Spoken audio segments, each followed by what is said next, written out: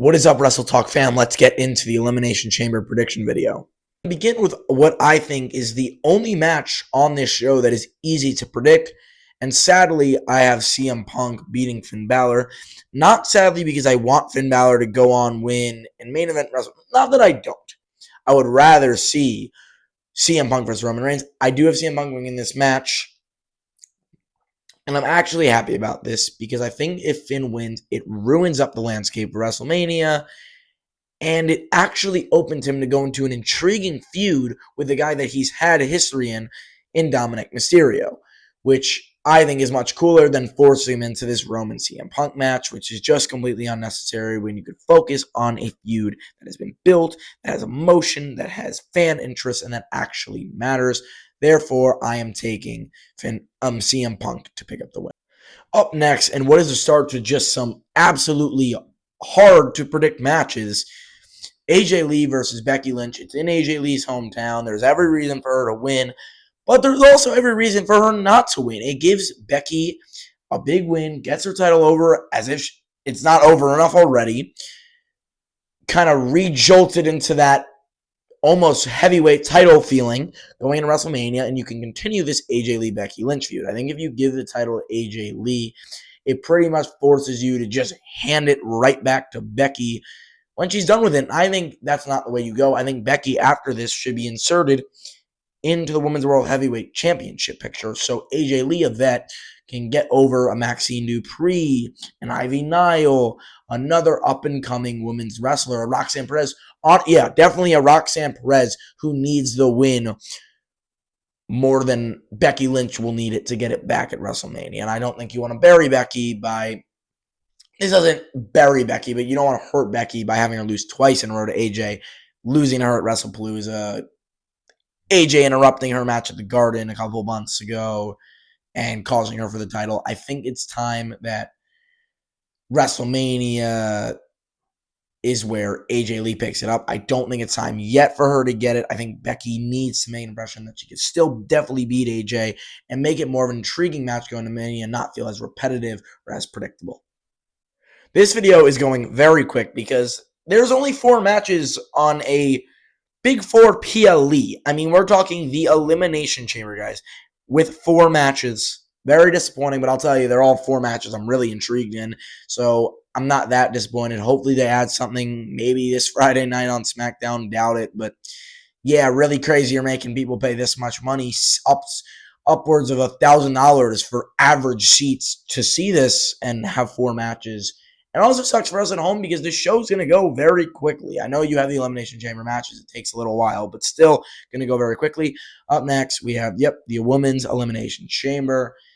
And I really don't know. I think you can go the route with Alexa Bliss, having her win, then inserting Charlotte in a match and making it Charlexa versus Jade. I think you can go the route of Charlotte costing Alexa and having that in a singles feud going to WrestleMania. I think you can have a Io Sky or Rhea, one of them turn heel on each other and make that a singles feud going into WrestleMania.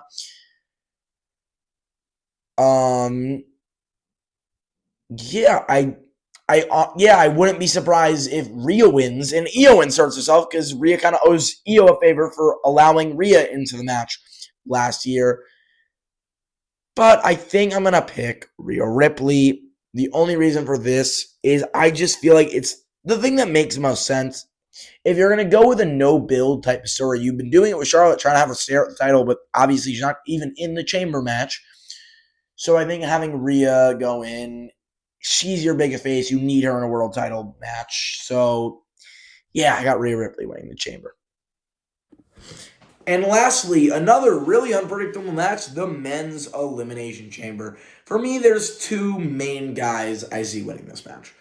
Obviously, Cody Rhodes and Randy Orton. This is where I'm going to bring in my reasoning. I have Randy Orton picking up the win. And a lot of people might actually disagree. They have Cody winning. The reason I say this is because you're going to go for this fatal 4-way and you want to have Randy going for the title and you want Jacob. The easiest outlet is to give Randy the win because you can easily insert Cody in the match. You can insert Jacob into the match. You can't just insert Randy Orton, who really hasn't had that much to do with this feud. I know you can reveal him as the guy who attacked Jacob, but that has nothing to do with Drew. You can have him turn heel on Cody, but that has nothing to do with Drew. This can easily put him in with Drew. You start building that up so there's real tension there, and there has been. Look, they feuded. They had the SummerSlam program. That went all the way back to the Saturday Night's main event before Evolution in May or June, one of the 2 months. And it easily gets him into that match, making it feel even more important and easily giving Randy a big spot on WrestleMania, which we haven't seen in a few years. But, yeah, that's really how I see it going. I think Javon and Trick are going to have some insane spots. I totally see Javon doing some cutter off one of the pods, which is just crazy to even think that a human being could do such a thing. The Trick Williams entrance can be insane. This is his first USPLE USPLE entrance. Saturday Night's main event, technically not a PLE. And anyway, it was still in Montreal. Royal Rumble in Riyadh, and we're finally getting him in a rowdy crowd at the United Center in Chicago. I'm very excited about this. Hope you guys are too. Actually, there is one thing I'm forgetting about. It's kind of quite a surprise. Let's get into it. Lastly, what I think is going to be the main event. I completely forgot to say this. The revealing of whatever is in this box. This box. Shipping to WWE on the date of Elimination Chamber, February 28th. I mean, look, it's going to be a promotion, probably, but then this is the only thing.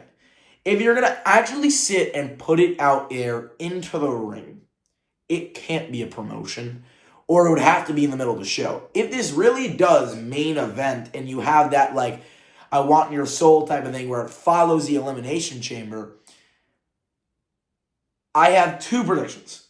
Either it's literally Danhausen sitting there starving and crawling out and welcome Danhausen to WWE, or we get technically swerved. They open it up, and Chris Jericho's jacket is inside of the box. And everyone's thinking, oh, it's going to probably be like, see you at WrestleMania or something like that. And as everybody's getting upset that he's not actually there, we hear the music, break the walls down. This is my theory. The last time a major return happened like this, it was in Chicago, Survivor Series. CM Punk returned from AEW. Why not do it with Chris Jericho? Chris Jericho's going to be coming out of the box. Let's stay optimistic and hope something awesome happens. Likely we will be getting a Dude Wipes, Wheatley American Vodka, or 2K26 commercial where R-Truth comes out wrapped in the 2K26 gear and says he thought he was going to be shipped to TNA and accidentally was shipped to the Elimination Chamber. Thank you guys for watching today's video. I love you guys so much. Thank you for all the love. Thank you for the subscribes. Thanks for always watching the videos and leaving such positive energy in the comments. And I really appreciate you guys. Thank you guys for watching. WrestleTalk Fam Out.